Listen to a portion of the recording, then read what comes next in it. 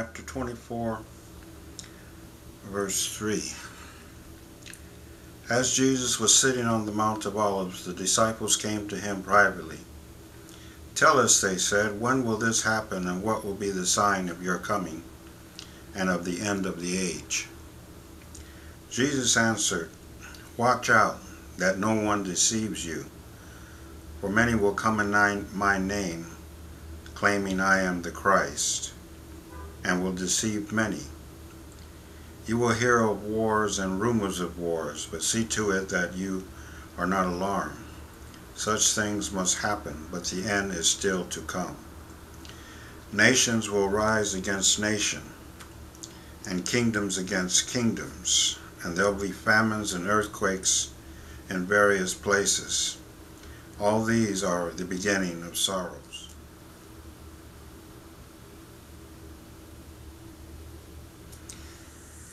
And you will be hated by all nations because of me. At that time many will turn away from the faith and will betray and hate each other. And many false prophets will appear and deceive many people. Because of the increase of wickedness, the love of most will grow cold. But he who stands firm to the end will be saved. And this gospel of the kingdom will be preached in the whole world as a testimony to all nations, and then the end will come. So when you see standing in the holy place the abomination that causes desolation spoken of through the prophet Daniel, let the reader understand. Then let those who are in Judea flee to the mountains. Let no one on the roof of his house go down to take anything out of the house. Let no one in the field go back to get his cloak. How dreadful it will be in those days for pregnant women and nursing mothers.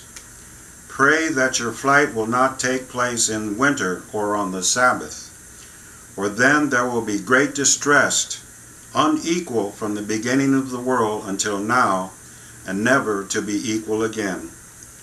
If those days had not been cut short, no one would survive. But for the sake of the elect, those days will be shortened. At that time, if anyone says to you, 'Look, here is the Christ,' or 'There he is,' do not believe it. For false Christs and false prophets will appear and perform great signs and miracles to deceive even the elect, if that were possible. See, I have told you ahead of time. So if anyone tells you, 'There he is, out in the desert,' do not go out. Or 'Here he is in the inner rooms,' do not believe it. For as the lightning that comes from the east and is visible even in the west, so will be the coming of the Son of Man. Wherever there is a carcass, there the vultures will gather. Immediately after the distress of those days, the sun will be darkened, and the moon will not give its light, and the stars from the sky will fall, and the heavenly bodies will be shaken. At that time the sign of the Son of Man will appear in the sky, and all the nations of the earth will mourn. They will see the Son of Man coming on the clouds of the sky with power and great glory. And he will send his angels with a loud trumpet call, and they will gather his elect from the four winds, from one end of the heavens to the other. No one knows about the day or the hour, not even the angels in heaven, nor the Son, but only the Father. As it was in the days of Noah, so it will be at the coming of the Son of Man. For in the days before the flood, people were eating and drinking, marrying, and giving in marriage up to the day Noah entered the ark. And they knew nothing about what would happen until the flood came and took them all away. This is how it will be at the coming of the Son of Man. 2 men will be in the field, one will be taken and the other left. 2 women will be grinding with a handmill, one will be taken and the other left.